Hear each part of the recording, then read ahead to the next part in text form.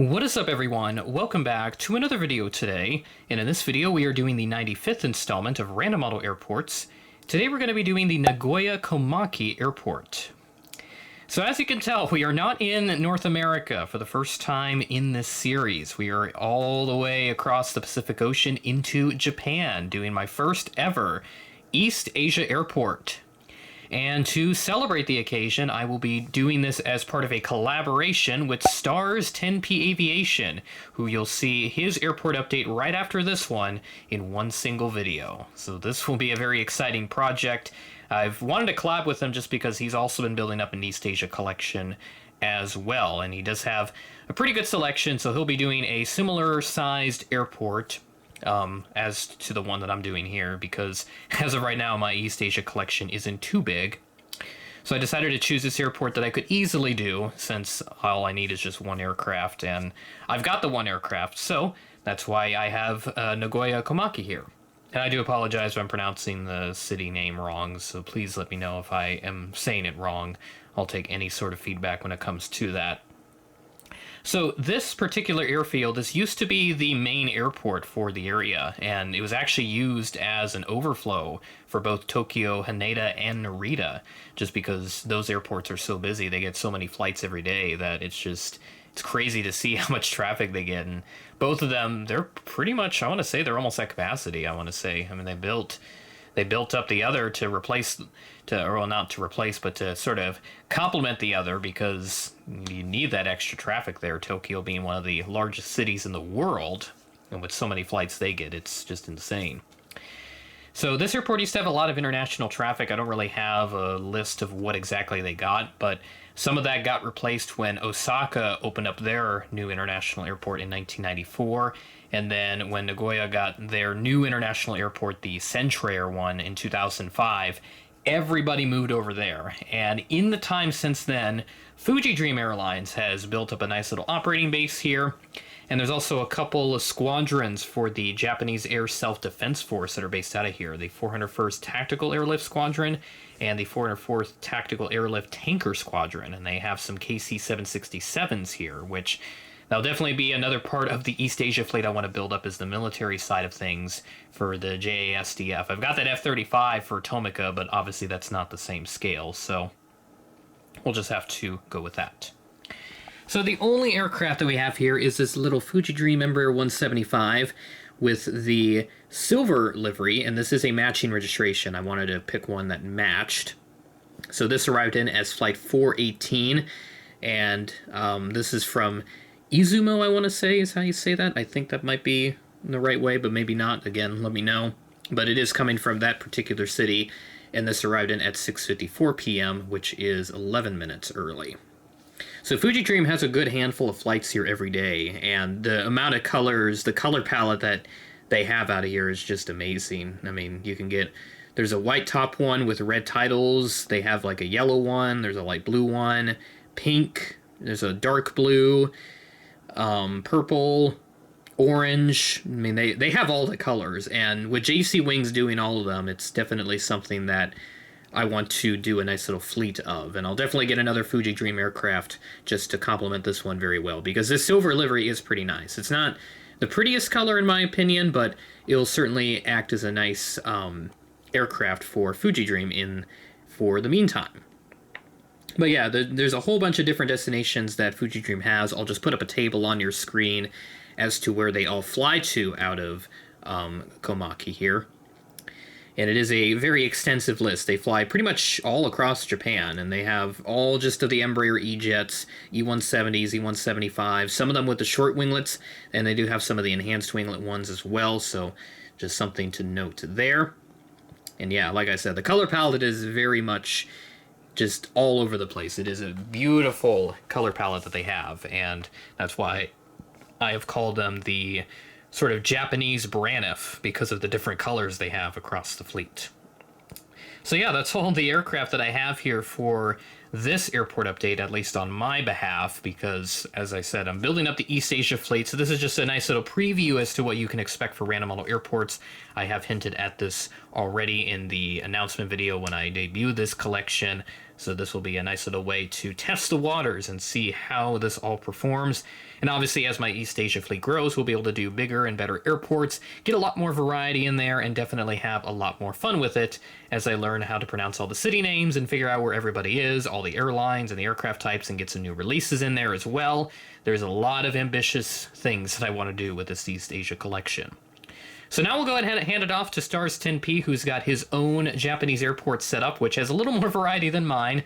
Some substitutions, since there is one airline that I believe does not exist in the scale. So we'll hand it over to him right now. What's going on, everybody? Stars 10P Aviation here, and I am making my debut on JJ Aviation's Random Model Airport series. Welcome everybody to Omitama Ibaraki International Airport. This airport is located north of Tokyo, Japan. It features 3 airlines that serve it, Aero-K from South Korea, Spring Air from China, and Skymark, the local and largest carrier here, from Japan. This airport was opened in the 1930s by the Imperial Japanese Navy. In the 1950s, it was reopened after the end of World War II. The airfield is quite controversial for being built on pretty much stolen land from local farmers. But of course, that controversy has definitely settled down. In 2010, it was opened as a commercial airport, which was also a little controversial considering they spent a lot of money making this very small airport for it to only have a few flights a day. It was intended as a capacity, kind of like a low-cost, where all the low-cost airlines of Japan would fly to. That hasn't really been realized yet, that dream, but maybe in the future it will expand and that will be possible.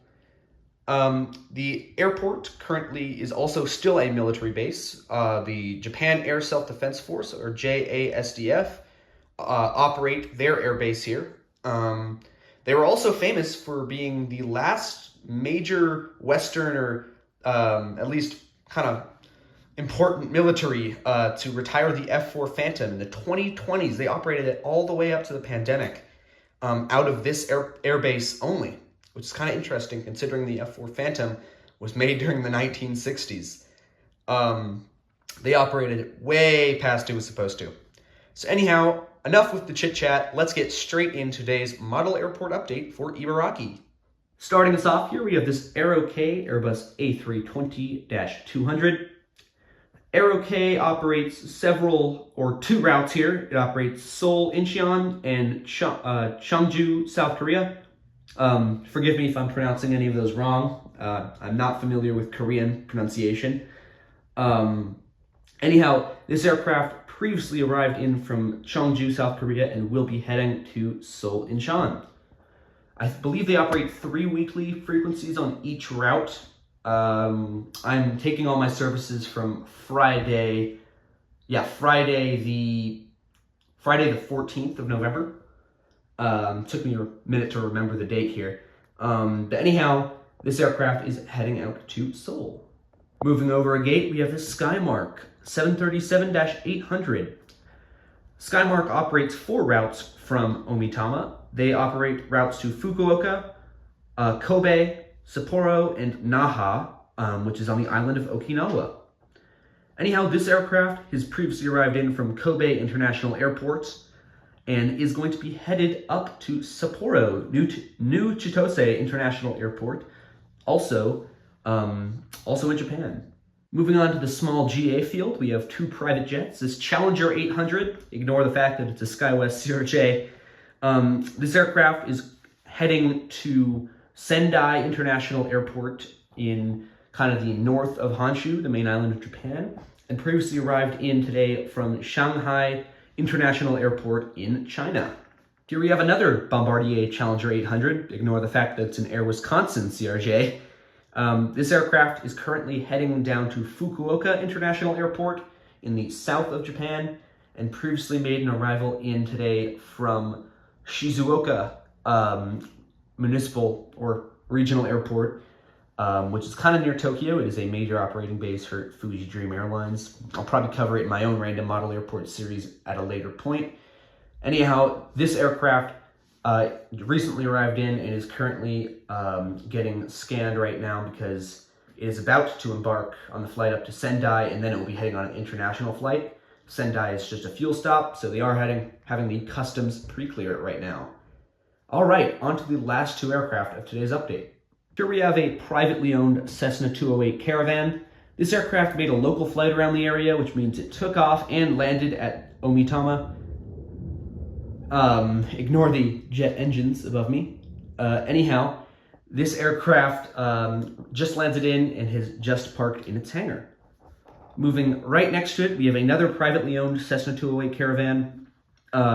This aircraft made an arrival in today from Nagoya Komaki International Airport, or not really international anymore, but it arrived in from Nagoya a few hours ago and is currently loading up some fuel and loading in its passengers for the flight over to, let's say, over to Matsumoto Airport in the mountains of Japan. Anyways, that is all I have for you guys for Omitama Ibaraki International Airport. Let's hand it back to JJ. Thanks again, Stars 10P, for your help on this project. Really happy to have collaborated with you here. And I hope you guys enjoyed this little collaboration video. First time that I've done a airport update collaboration. Very excited about what else we could be doing here. Definitely not going to be the last time we'll work together on a project like this. So stay tuned for more just like this, and also from anyone else, really. Obviously, I've collaborated with Connor on a number of projects, but my first time venturing out into other ventures just like this one. I'm very excited to get the East Asia airport updates going, the very first one being this tiny little airport, and with the help of Stars 10P, to make a very exciting airport update here for Random Model Airports. With that being said, thanks for watching, and I will catch you in the next video.